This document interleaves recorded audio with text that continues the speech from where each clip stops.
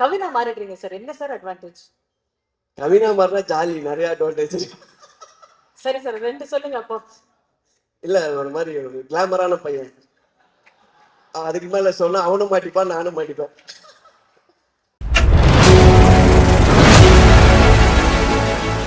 Favourite director. Well, இவர் வந்து ஒரு படத்தை இயக்குறாருன்னா படம் கண்டிப்பா ட்ரெண்ட் ஆகும். இவருடைய ஸ்பீச்சஸ் ட்ரெண்டிங்ல இருந்துகிட்டே இருக்கும். ஒரு அற்புதமான ஒரு டைரக்டர், நிறைய சக்சஸஸ் கொடுத்தாரு. வெற்றிமாறன் சாரோட இயக்கத்துல நடிகராகவும் ஒரு வடிவம் எடுத்திருக்காரு. டியரஸ்ட் நெல்சன் சார், இந்த மேடையில please everyone put your hands together for Nelson sir. எல்லாருக்கும் வணக்கம் சார். ரொம்ப பிளைண்டா இந்த நார்மலா நான் ரொம்ப ஆடியோ லான்ச் எதுவும் போனதில்லை. என்ன பேசுறதே ஐடியா இல்லை. அப்படியே ரேண்டமா பேசுறதா தப்பா இருந்தா மன்னிச்சிருங்க. ஃபர்ஸ்ட் இந்த ஆடியோ லான்ச் வந்து முக்கிய காரணம்னா, சார் வந்து இந்த வெற்றி சார் வந்து ஒரு 6 மாசத்துக்கு முன்னாடியே சொல்லிட்டாரு, நீங்க வந்து என் சம்மந்தமா எதுவும் வர வேண்டாம், பட் ஒரே ஒரு படம் இருக்கு, அந்த படத்தோட ஆடியோ லான்ச் போட்டு கண்டிப்பா வரணும்னு சொல்லி. மாஸ்க் எதுக்குன்னா, அந்த மாஸ்கோட ஐடியா அப்போ பேசும்போது சொன்னாரு, இந்த படத்துல இருக்கிற ஐடியாலாம் அப்படியே பேக் டு பேக் கவினும் சொல்லியிருக்காங்க அந்த கதையை. கேட்கும்போது ரொம்ப குதர்க்கமாவே இருக்கு. இது அவருக்கும் இதுக்கு என்ன சம்பந்தம் இருக்குன்றதே தெரியல. சார் நீங்க எப்படி இந்த படம், அதனாலதான் உங்களை கூப்பிட்டு ஆடியோ அப்பதான் சொன்னாரு. அதோட இதுல இந்த மாதிரிலாம் ரொம்ப விபரீதமா யோசிச்சது யாரு அப்படின்னா, விக்ரன் சொல்லிட்டு ஒரு டைரக்டர். அப்பதான் சொன்னா, கவின் தான் சொன்னான், ஆனா ஆளே கொஞ்சம் ஒரு மாதிரி தானே இருக்காங்க அப்படின்னு சொல்லி. இல்ல இதை யோசிச்சதோட மூஞ்ச பார்க்கணும்னு எனக்கு ரொம்ப நாள் ஆசை. அதுக்கப்புறம் ஒரு நாள் வெற்றி சார் ஆஃபீஸ் போகும்போது தான் பார்த்தேன். இவன் வந்தா பார்த்தா எல்லாமே மேட்ச் ஆகுது, எல்லா கிரைமும் டோட்டலா பார்த்து நான் சொல்லி, இதை அப்படியே எடுக்க முடியாது சார். எப்படி சார்னா, இல்ல சிலதெல்லாம் கொஞ்சம் கம்மி பண்ணி தான் இருக்கணும்.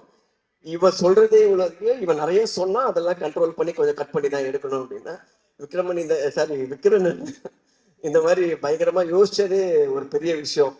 அதை சொல்லி இவ்வளவு பெரிய டைரக்டரை ஏமாத்துறது அதோட பெரிய விஷயம்.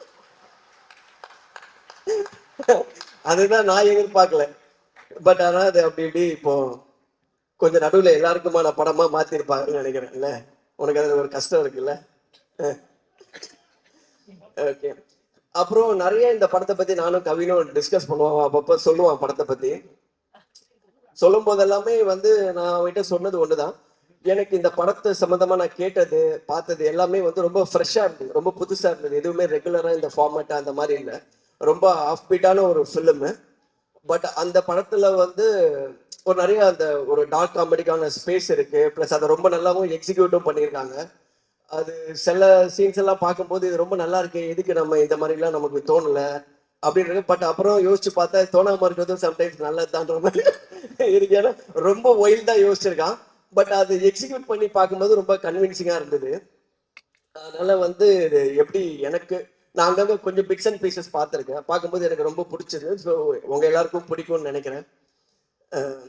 இன்னொரு விஷயம் என்னன்னா, ஃபர்ஸ்ட் டைம் வந்து வெற்றி சார் ஒரு படம் ப்ரொடியூஸ் பண்ணி கொஞ்சம் என்ன சொல்றது, இது எப்படி சொல்றதுன்னு தெரியல சார். எனக்கு ஏதாவது சொல்லி அது வேற மாதிரி ஆயிடும்.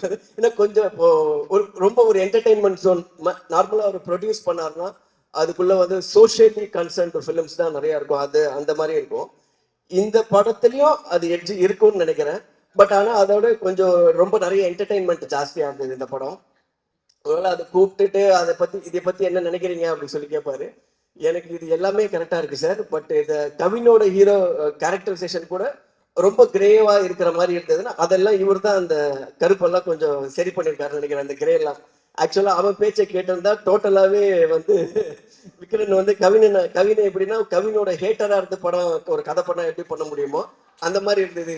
டேய் இவன் யாருன்னு நல்லா விசாரிச்சுக்கோ, உனக்கு முன்னாள் யாராவது வேண்டாதவன் யாராவது காணான்னு சொல்லி.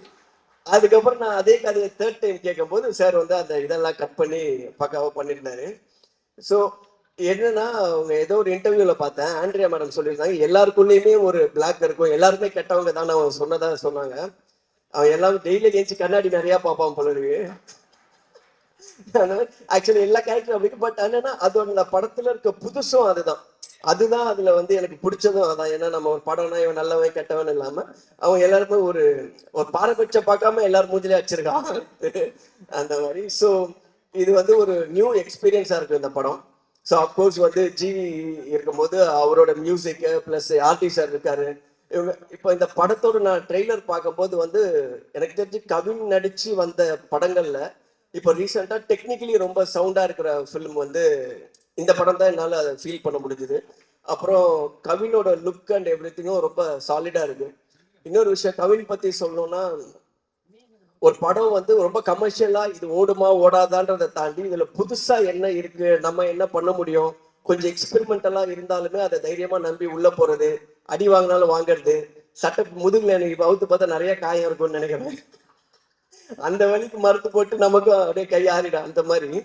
பட் ஆனா என்னன்னா இது இன்னைக்கு கொஞ்சம் ஒரு மேல கீழே போயிட்டு போயிட்டு வந்தாலும் நான் என்ன நினைக்கிறேன், கொஞ்சம் லாங் ஸ்டாண்டிங்கா பார்க்கும்போது இந்த எக்ஸ்பீரியன்ஸ்லாம் போக மேபி ஆஃப்டர் ஒரு 5-10 இயர்ஸ் வந்து ரொம்ப ஒரு சாலிடான பொசிஷன் வந்து சினிமாவில் இருக்கும்னு நினைக்கிறேன். ஏன்னா ஃபிலிம் பை ஃபிலிம் வந்து அவனோட ஆக்டிங்காக இருக்கட்டும், ப்ளஸ் அந்த ஒரு ஒரு கதைக்குள்ளே இருக்கிற ஒரு கிராஃப்டுக்குள்ளே இருக்கிற மெச்சூரிட்டி வந்து கொஞ்சம் கொஞ்சமாக டெவலப் ஆகிட்டே இருக்கு.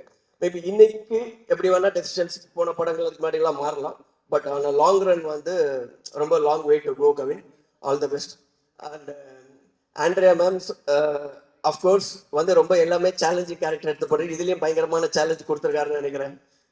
All the best to you and sir, Thanu sir, Kathiresan sir, எல்லாருக்கும் நன்றி. ரெட்டினோட போர்ஷன் மட்டும் நான் ஒரு 2-3 சீன் பார்த்தேன். ரொம்ப நல்லா இருந்தது ரெட்டின். ஆக்சுவலா நீங்க வந்து நடிக்கும்போது சில படத்துல கொஞ்சம் நீங்களாவே ஏதாவது பண்ணுவீங்கல்ல கிரியேட்டிவா, அந்த மாதிரி பண்ணி அப்பப்போ வந்து சம்டைம்ஸ் வந்து கேட்போம், யோ ஏன் இப்படி பண்ற நீங்கன்னா, இல்ல இல்ல எனக்கு அந்த டைம்ல அந்த மாதிரி இருக்கும். பட் இந்த படத்துல பார்க்கும்போது ரொம்ப கண்ட்ரோல்டா, ரொம்ப கண்ட்ரோல் பண்ணி ரொம்ப நல்லா நடிக்க வச்சிருந்தாங்க. அந்த சீன் வந்து நான் எத்தனை வாட்டி பார்க்கும்போது எனக்கு அதே மாதிரி சிரிப்பு வந்துட்டே இருக்கு. அதனால இதுக்கு அவள் இந்த படம் வச்சு இன்னும் ஒரு 3-4 படம் வந்துடும். அதோட அந்த 2-3 பேர் போட்டு தள்ளிட்டு திருப்பி இன்னொரு படம் அப்படியே அப்படியே போயிட்டு இருக்கு. Anyway all the best. ஒரு டீமா வந்து இந்த படம் வந்து பெரிய சக்சஸ்ஃபுல்லா வரும் அப்படின்னு சொல்லி எனக்கு தோணுது. So all the best team. Thank you so much. Thank you sir. Vijay Sethupathi sir, வணக்கம் sir. Thank you sir. Thank you. Next sir ஒரு ஃபியூ கொஸ்டின்ஸ் உங்களையும்.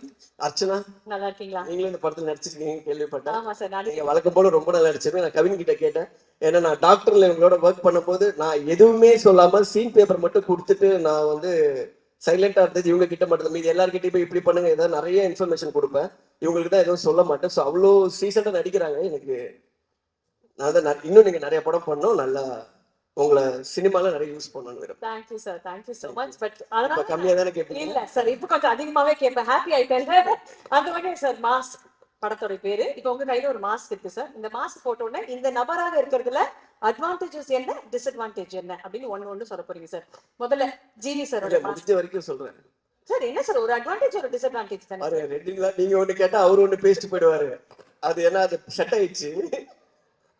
ஜிவி சாரோட மாஸ்க் போட்டுட்டீங்க சார். Advantage, disadvantage. ஜிவி சாரோட அட்வான்டேஜ் என்னன்னா வேலை எப்பவுமே இருந்துகிட்டே இருக்கும். இப்போ டிஸ்அட்வான்டேஜ் என்ன, எல்லாத்துக்கும் அதை டெலிவர் பண்ணிட்டேன். அஸ் எ ஹீரோவாகவும் சரி, மியூசிக்காகவும் சரி. இப்போ நம்ம வந்து ஒரு ஒரு வருஷத்துக்கு ஒரு 2 படம் நடிக்கிறோம், 2 படம் மியூசிக் போடுறோம்னா பண்ணலாம். அவர் பண்ற நம்பர் ஆஃப் ஃபிலிம்ஸ் இருக்குல்ல, ஆனா ஆக்டராகவும் சரி, மியூசிக் டைரக்டராகவும் சரி, அதுக்கு வந்து ஒரு ஆவரேஜா டெலிவர் பண்றதே ரொம்ப கஷ்டம். அதுதான் வந்து அதுக்கான ஒரு எஃபர்ட் இல்லாம அந்த இடம் அது பண்ணவே முடியாது. நான் கூட நிறைய பேர்கிட்ட பார்க்கும்போது கேட்டுருக்கேன், அவர் எப்படி இவ்வளவு படம் நடிக்கிறாரு, இவ்வளவு படம் மியூசிக் பண்றாரு. நீங்க பாத்தீங்கன்னா எல்லா படமும் இப்ப நான் ரீசெண்டா அமரன் எல்லாம் பார்த்து ரொம்ப எக்ஸ்ட்ராடனரியா இருந்தது. ஸோ அப்போ ராஜ்குமார் கிட்டையும் கேட்டேன், எப்படி இவ்வளோ ஒர்க் பண்ணிட்டு. ஸோ அந்த டெலிவரி கொடுக்கறதோட எஃபர்ட் இருக்குல்ல, அது ரொம்ப கஷ்டம். அவ்வளோ வேலை பார்க்கறது தான் அதோட disadvantage. Super sir. Okay sir, இது வந்து நீங்க அவர் பர்செப்ஷன்ல சொல்றீங்க, நீங்க மாறிட்டீங்க ஜிவி சாரா, அந்த மாதிரி கேக்குறேன் நானு. அடுத்து வெற்றிமாறன் ஏன் சார். அவருக்கு இருக்கிற பேரை கெடுக்கணும் பண்ண மாதிரி? சரி சார், அப்ப இப்படியே போயிடலாம் சார். இல்ல வெற்றிமாறன் சாரா நீங்க மாறிடுறீங்க. சரி சார், வெற்றிமாறன் சாரா இருக்கிறது அட்வான்டேஜ் என்ன, டிஸ்அட்வான்டேஜ் என்ன? வெற்றிமாறன் சாரா இருக்கிறது ஒண்ணு நான் பாத்திருக்கேன் அவர்கிட்ட. அவர் பேசுறது கண்டென்ட்டை பார்த்து 2 பேரும் சிரிச்சு பேசிட்டே இருப்போம். 5 நிமிஷத்துக்கு அப்புறம் தான் எனக்கு தெரியும் அவர் ஏதோ சோகத்தை சொல்லிட்டு இருக்காருன்னு. என்னன்னா இப்படி ஒரு கேரக்டர் நான் மீட் பண்ணதே இல்ல. அவர் வந்து சந்தோஷமாவே பேச 2 பேரும் நேத்து கூட அப்படியே ஜாலி. சார் இப்ப நீங்க சொல்றது ஏதோ கொஞ்சம் கஷ்டம் மாதிரி தெரியுது சார் அப்படி. ஆமா சார், அப்படிதான் போயிட்டு இருக்கு நம்ம லைஃப். அடப்பாவி, இதுக்கே இப்படி இருக்கா அந்த மாதிரி. சோ எனக்கு வந்து அவர் ஆச்சரியம். ஃபர்ஸ்ட்ல இருந்து நான் பார்க்கும்போதே வெளியில பாக்குறதா சீரியஸா இருக்க மாதிரி தெரியுது. நானும் அப்படிதான் நினைச்சேன். உள்ள போனா அவர் ரொம்ப சீரியஸான பிரச்சனையே ரொம்ப ஜாலியா தான் பேசிட்டு இருப்பாரு. எப்பவுமே சீரியஸா பேச வச்சு ரொம்ப பேசுறதே கம்மி தான். அவர் படம் தான் ரொம்ப டெட்லியா இருக்கும். அதை பார்த்து டிசைட் பண்றோம். பட் ஆளா அவர் அப்படியே டோட்டலா வேற. அண்ட் டிஸ்அட்வான்டேஜ் ஆஃப் பீயிங் வெற்றி சார். டிஸ்அட்வான்டேஜா? அவர் மாதிரி என்ன டிஸ்அட்வான்டேஜ் இருக்கு தெரியலையே, இது பதில் சொல்லாம இருக்கிறது தான் correct. Okay sir. Vijay Sethupathi sir. Vijay Sethupathi advantage என்னன்னா, ரொம்ப அவருக்கு அது சார் வந்து நான் பார்க்குற வரைக்கும் அவருக்கு வந்து ஆக்டிங் வந்து ஒரு லெஃப்ட் ஹேண்ட். இப்போ நான் நாளைக்கு நம்ம ஆக்டர் ஆகணும், நான் ரொம்ப வேற ஆங்கிள் தப்பா பேசிட்டு இருக்கணும், இல்ல இல்ல பரவாயில்ல சார். ஏதோ ஒண்ணு. சார் நீங்க இயக்குனர் சார், நீங்க எப்படி பேசினாலும் ஓகே தான். இல்லை சார், அவரோட அதுதான் டிமாண்ட் ரொம்ப அவருக்கு அட்வான்டேஜ் என்னன்னா, ஆக்டரா இருந்தோம்னா அவருக்கு ரொம்ப ஸ்கில் வந்து அப்படி லெஃப்ட் ஹேண்ட்ல வருது. அது ஒரு ரொம்ப எஃபர்ட்லெஸ்ஸா வர மாதிரி தான் இருக்கு எப்பவுமே. வந்து ஒரு ஆக்டர் இப்போ சொல்றேன், இப்போ கவின் எடுத்தீங்கன்னா, இப்போ நடிக்கணும்னா அதுக்கு ஒரு ஹோம்ஒர்க் இருக்கும்ல, ஹோம்ஒர்க் இருக்கு, இப்படி பண்ணோம் அப்படி பண்ணணும்னு. பட் அவரோட பெர்ஃபார்மன்ஸ் பார்க்கும்போது எனக்கு என்னைக்குமே அப்படி தோணுது இல்லை. அவர் வந்து சார் இப்படி திருப்பினா நடிப்பாரு, அப்படி திருப்பினா நார்மலா இருப்பாருன்ற மாதிரியே இருக்கும். ஸோ அந்த கிராஃப்ட் அவர் கிராஃப்ட் மேல இருக்க கண்ட்ரோல் வந்து ஒரு மிகப்பெரிய அட்வான்டேஜா நான் அவருக்கு பாக்குறேன். நான் மாறுறத பத்தி நான் யோசிச்சிருக்கேன். ஓகே, டிஸ்அட்வான்டேஜ் கேட்கல. இப்போ நீங்க கவினா மாறிடுறீங்க சார், என்ன சார் அட்வான்டேஜ்? கவினா மாறினா ஜாலி, நிறைய அட்வான்டேஜ். சரி சார், 2 சொல்லுங்க அப்போ. இல்ல, ஒரு மாதிரி ஒரு கிளாமரான பையன். அதுக்கு மேல சொன்னா அவனும் மாட்டிப்பான், நானும் மாட்டிப்பேன். ஓகே சார், அது அட்வான்டேஜ். ஆண்ட்ரியா மாமா மாறினா? ஆண்ட்ரியா மேம் தான் வந்து அட்வான்டேஜ் வந்து அவங்க பாட்டு, எனக்கு அவங்க பாடுறது ரொம்ப பிடிக்கும். ஸோ எதுவா இருந்தாலும் அப்படி இப்படி முன்ன பின்ன ஏதாவது எங்கேயாவது ஒரு சண்டை வரும்போது எனக்கு பாடினா கூட நார்மல் ஆயிடும். And disadvantage sir? டிஸ்அட்வான்டேஜ் எது இருக்கிற மாதிரி தெரியலையே. இல்ல, ஜென்யூனாவே தெரியல. Okay, last and final sir. விக்ரம்னா? ஆமா சார். மேடம் ஃபுல்லாவே டிஸ்அட்வான்டேஜ் தான். நான் விக்ரம்னு சொல்லி உள்ள போனால டேய் காலை பின்னாடி விடாங்க. ஏன்னா அவன் இந்த ஆக்சுவல் ஒரிஜினல் கதையில அவன் யோசிச்சிருந்த சீக்வன்ஸ் எல்லாம் எனக்கு வந்து சொல்லியிருக்காங்க. நான் அதெல்லாம் கேட்டேன். இதை கேட்டு தர்மடி வாங்க போறது கவினா, வெற்றி சாரா, இல்ல இவனா? கன்ஃபார்மா அவன் ஓட்டிடுவான் ஃபர்ஸ்ட். அவன் அந்த அடிக்க வரும்போதே கிரௌடோட கிரௌடா மெர்ஜ் ஆயிடுவான். அதுக்கான எல்லா பாடி லாங்குவேஜ் இருக்கு. ஸோ அதை யோசிச்சு அதை உஷாரா வெற்றி சார் வந்து அதை எல்லாத்தையும் கரெக்ட் பண்ணி இது பண்ணாரு. தம்பி இதெல்லாம் எடுத்தா யாருமே இருக்க முடியாது சொல்லி சிலது கண்ட்ரோல் பண்ணிருக்காரு. Super sir. Thank you so much, Nachin, sir, Thank for you, being thank with you. us, and absolute honor to have you with us. Thank you, sir. thank you so much. All the best everyone. Nandri sir, Nandri.